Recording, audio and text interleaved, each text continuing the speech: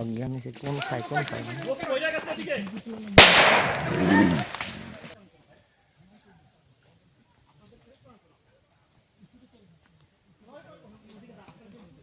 ধন্যবাদ। আপনারা নিশ্চয়ই শুনেছেন যে এরকমের গতকাল অর্থাৎ ৩ জানুয়ারি ২০২৬ তারিখে আমাদের সুন্দরবনে চাঁদপাড়া এলাকায় একটা বাঘ আমাদের ফাঁদে আটকে যায়। এই খবর শোনার সঙ্গে সঙ্গে আমরা কিছু লোক পাঠাই সেখানে এবং বাঘটা সম্পর্কে ধারণা নিই এবং সেইভাবে আমরা সেখানে এসে ডিউটিতে লোক রাখি যাতে তারা ওখানে কোনো অন্য কোনো ক্ষয়ক্ষতি না হয়, বাঘটাকে না মারে বা কোনো কিছু না করে। গতকালকে থেকে এই পর্যন্ত আমরা মানে এসে রাখার পরে আজকে ৪ তারিখে আমাদের ঊর্ধ্বতন কর্তৃপক্ষের নির্দেশ ক্রমে একটি রেস্কিউ টিম গঠন করা হয়। এর ভিতরে রয়েছে আমাদের সুন্দরবন পূর্ব বন বিভাগের কর্মকর্তা কর্মচারীবৃন্দ, খুলনার উদ্ধারকারী কেন্দ্র এবং ঢাকা রেস্কিউ সেন্টার যেটা আছে সেখান থেকে একটা টিম গঠন করে আজকে আমরা সেটাকে ট্রাঙ্গুলেশন করে অজ্ঞান করে উদ্ধার করা হয়।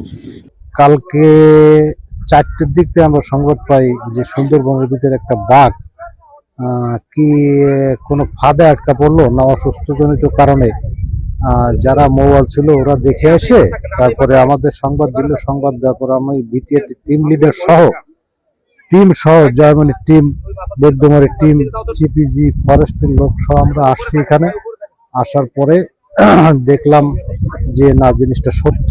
আমরা ভিতরে গেছিলাম যে যদি বাঘটা কুকুরের মতো বসে আছে, কিন্তু তার গায়ে পায়ে কিছু পেঁচানো আছে কিনা এটা দূর থেকে বোঝা যাচ্ছে না পর্যন্ত। হিংস্র প্রাণী, তার সামনে ওইভাবে যাওয়া যায় না। অনেক দূর থেকে আমরা ভিডিও করলাম, করার পরে বাঘটা ওখানে বসে আছে। খুব চিল্লে করলাম, হই হাল্লা করলাম, বাঘটা ওখানে বসে আছে, ওইখান থেকে সরলো না। তাহলে বুঝলাম যে হয়তো কিছুতে পেঁচা আছে বা আপনার অসুস্থজনিত কারণে। তাই আমরা সারা রাত পাবলিককে ঠেকাইলাম, এখানে বসে পাহারা দিলাম। ইভেন সকালেও গেলাম যে হ্যাঁ বাঘটা তার গন্তব্যস্থলে আছে, ওই অবস্থায় আছে। তবে এখন আমাদের ওই রেস্কিউ টিম আসতেছে ঢাকার থেকে, তারপরে এই ওয়ার্ল্ড টিমের লোক আসছে, সবাই কম বেশি, তারপর ডিউটি স্যার সাহেব আসছেন। ওনারা সবাই একটা চিন্তা ভাবনা করতেছে এখন কিভাবে ওটারে রেস্কিউ করে নিয়ে যাওয়া যায়, তার জন্য খাঁচা টাচা নিয়ে আসছে।